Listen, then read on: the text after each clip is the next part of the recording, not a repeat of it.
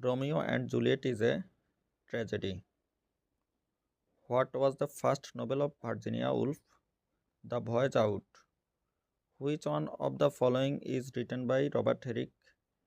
Two Daffodils. O. Henry is famous for short story. What type of book The Omen is? Novel. Who wrote the book Cancer Ward? Alexander Solzhenitsyn. Caliban is a character in Tempest. The beginning of the Renaissance may be traced to the city of Florence. One of the following authors, one in America, who is he? William Faulkner. One of the four mentioned below is not a novelist of Victorian age, James Joyce. Who translated the New Testament? John Wycliffe. Which is not a play? Pride and Prejudice. Lyrical Ballads was published in the year